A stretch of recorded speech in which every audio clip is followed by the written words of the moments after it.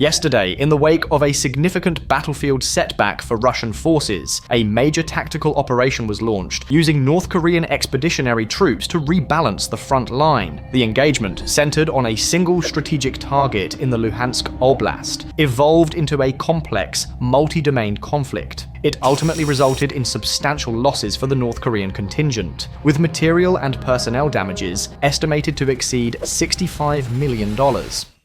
At 4:11 a.m., the pre-dawn silence deep within the oblast was shattered. The offensive began with a multi-directional assault by 3 North Korean armored battalions. This formidable force included 62 T-62 and T-55 main battle tanks, 24 BM-21 Grad multiple launch rocket systems, and an aerial screen of over 40 low-flying UAVs. Their primary objective was a critical Ukrainian munitions depot, a logistical hub vital for drone operations, HIMARS reloads, and artillery coordination across a crucial 12-mile eastern firepower corridor. This was not a minor probe, but a multi-regiment strike, meticulously designed to cripple Ukraine's logistical capabilities in the sector. The battle that followed quickly escalated into a layered conflict, combining armor, rocketry, unmanned systems, and electronic warfare in a clear demonstration of modern combined arms strategy. Following the initial assault at 4:11 a.m., North Korean forces advanced in a wide crescent formation, spreading their units across approximately 2 miles of wooded terrain and rough roads. The vanguard was composed of main battle tanks driving through the central axis, while teams on the outer flanks carried modified Shingong man-portable air defense systems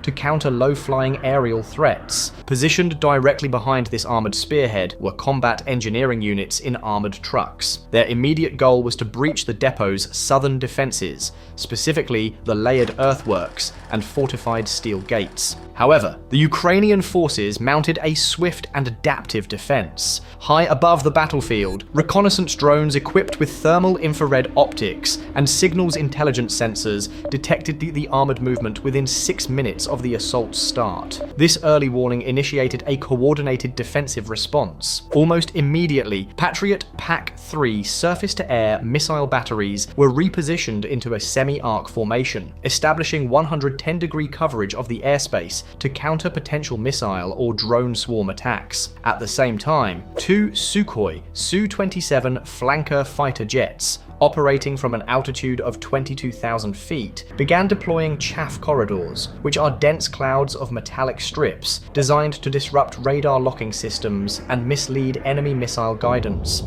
On the ground, a more unconventional response was taking shape. Highly mobile Ukrainian infantry teams on motorbikes, armed with RPG-26 anti-tank rockets and AT-4 variants, used narrow forest paths to execute a rapid flanking maneuver. Traveling at speeds up to 60 miles per hour, they successfully intercepted the North Korean combat engineer units just 400 yards from the depot's southern wall. The North Korean plan had depended on a quick, unopposed breach, but instead it was met with a dynamic and multi-layered defense that had already anticipated and countered their opening move. With the sapper teams to the south engaged and neutralized by Ukrainian motorbike infantry, North Korea committed its main armored force to the northern axis. At precisely 4:29 a.m., a column of 40 armored vehicles, consisting of T-55 and T-62 tanks, surged forward through a narrow woodland corridor, approximately 1,300 yards wide. This advance was backed by suppressive fire from 122mm field guns, positioned 3.5 miles to the rear. Overhead, slow rotor jamming drones flew at low altitudes, attempting to scramble Ukrainian radio-guided munitions and drone telemetry signals. Ukraine's defense in this sector was well prepared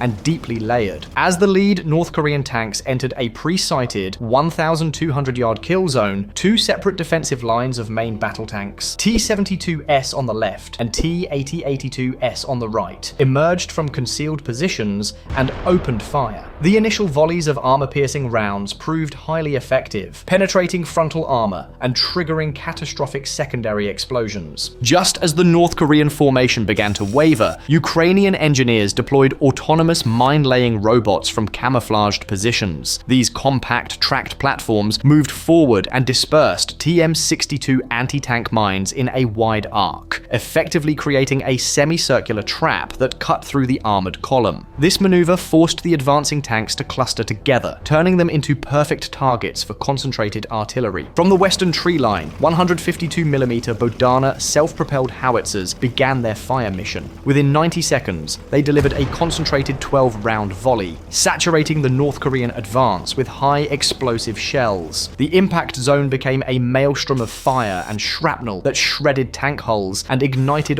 onboard ammunition. The loss of these older tanks alone represented a material cost of over $30 million. In less than 12 minutes, the armored assault was decisively stopped, its formation reduced to a burning trail of wreckage stretching over half a mile. With their northern armored push destroyed, North Korea escalated the conflict into the vertical and electromagnetic domains. At 4:47 a.m., they launched a salvo of 7 KN-02 Toxa short-range ballistic missiles. Each missile, equipped with radar homing seekers and a range of about 75 miles, targeted high-value assets like Ukrainian command vehicles and radar stations near the depot. Ukraine's response was both immediate and integrated. Patriot PAC-3 batteries engaged the incoming missiles, their fire control radars tracking the threats from fixed positions on elevated ground. A coordinated launch of 6 interceptors, each accelerating to Mach 4.5, successfully destroyed 5 of the 7 ballistic missiles in mid-flight. Each lost KN-02 missile represented a sunk cost of approximately $1 million. Simultaneously, Krasuka-4 electronic warfare vehicles advanced to forward positions along the tree line, emitting wide-spectrum jamming frequencies to corrupt the guidance systems of the 2 remaining missiles. This electronic countermeasure forced one to veer off course and detonate harmlessly in an open field. This electronic duel was supplemented by a kinetic aerial assault. 3 Ukrainian Mi-24 Hind attack helicopters, flying nap of the earth at under 100 feet to evade radar, approached at 150 knots. They targeted a North Korean resupply convoy, attempting to reach the northern front, unleashing S-8 unguided rockets and 50 caliber machine gun fire, destroying fuel trucks and mobile radar platforms in seconds. Above them, Ukrainian Beaver and Punisher loitering munitions descended on North Korean rocket artillery positions and field headquarters, their high explosive payloads detonating with precision. Throughout this phase, Ukrainian electronic warfare operators provided constant uplink corrections, skillfully navigating their drones through intense electronic interference from North Korean jammers. As dusk settled around 7:44 p.m., the overt kinetic fighting subsided, replaced by the low hum of scanning radars. Under the cover of darkness, North Korea shifted tactics. 2 platoons of special forces, totaling around 60 elite operators, began a stealth infiltration. Equipped with miniature reconnaissance UAVs, handheld radar scopes, and infrared camouflage, they moved through a dense tree line less than 900 feet from the depot's southern perimeter, aiming to breach the facility amid the chaos of the day's battle. Anticipating such a move, Ukraine had already adapted its defenses. The same motorbike infantry units that had been conducting patrols pivoted to intercept the infiltrators. Their helmet-mounted systems, synchronized with thermal scopes and AI-driven movement recognition software, allowed them to distinguish human silhouettes in complete darkness. Maneuvering at speeds between 35 and 45 miles per hour, they precisely flanked the infiltration teams. At the same time, Ukraine's autonomous minefield was activated. The mine-laying robots deployed earlier had been passively mapping ground disturbances, and now triggered their defensive logic. Dozens of TM-62 mines, armed with proximity sensors, detonated in a cascading sequence, creating a lethal perimeter. Trapped between the mobile patrols and the erupting minefield, the North Korean special forces were systematically eliminated. Within 12 minutes, the infiltration attempt had completely failed. With their armored assault shattered, their aerial attack defeated, and their special forces repelled, the North Korean offensive was now logistically and operationally broken. Their only remaining lifeline was a single supply corridor running northeast from the depot, connecting to rear staging areas 25 to 30 miles away. Before 10 p.m., the Ukrainian High Command decided to sever this artery. 2 HIMARS batteries and a trio of M270 MLRS launchers, prepositioned west of the battle zone, received coordinated fire missions based on data from Punisher drones and signals intelligence. Over the next 6 minutes, they launched more than 42 guided rockets in tight salvos. The impacts were precise. The first barrage destroyed 4 mobile radar trailers, high-value assets estimated at nearly $4 million each, which were camouflaged behind a ridgeline. The next salvo hit 2 ammunition trucks, causing a massive secondary explosion.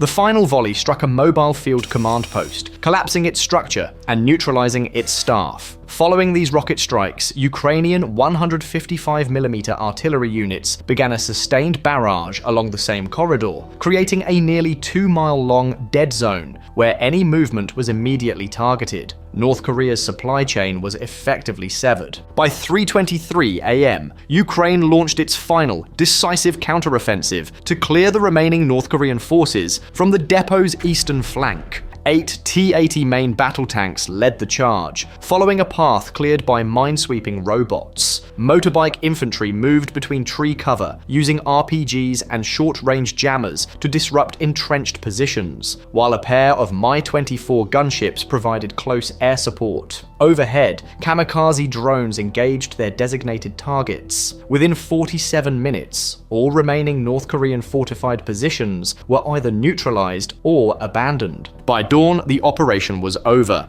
More than 80 North Korean vehicles lay destroyed or disabled, 5 mobile radar stations were eliminated, and the Special Forces units were neutralized or captured. The total estimated material loss for the North Korean contingent exceeded $65 million.